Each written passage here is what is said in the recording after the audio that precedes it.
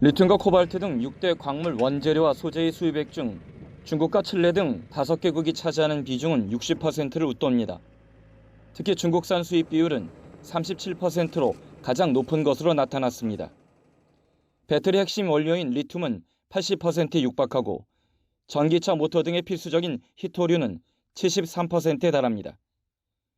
정부는 특정국에 대한 의존도를 낮추고 핵심 광물의 안정적 공급망을 확보하기 위해 자원 외교 행보에 속도를 내고 있습니다.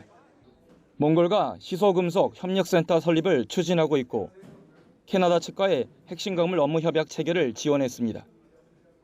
미국 주도의 핵심 광물 안보 파트너십 MSP 회의에 대한 적극적 참여도 그 연장선상에 있습니다. 외교부는 박진 장관의 이번 MSP 회의 참석은 핵심 광물 자원의 안정적 확보 등 경제안보 강화를 위한 외교적 행보라고 평가했습니다. 정부는 핵심 광물 자원 보유국에 대한 다각적인 지원과 공동 투자 방안을 모색하면서 민간 기업의 핵심 광물 프로젝트를 독려할 계획입니다. 하지만 배터리와 반도체 등 분야 기업들과의 정보 공유 등 공동 보조는 쉽지 않은 과제입니다.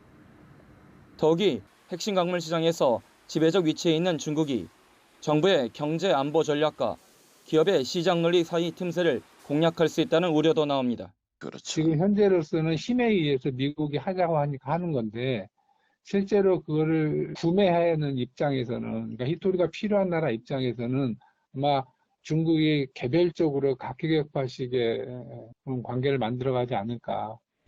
민간 컨소시엄 구성 등 기업들의 기대와 달리 광해광업공단 등 공기업의 해외 투자가 어려운 상황에서 정부 주도의 핵심 광물 공급망 확보에는 한계가 있다는 지적이 높습니다.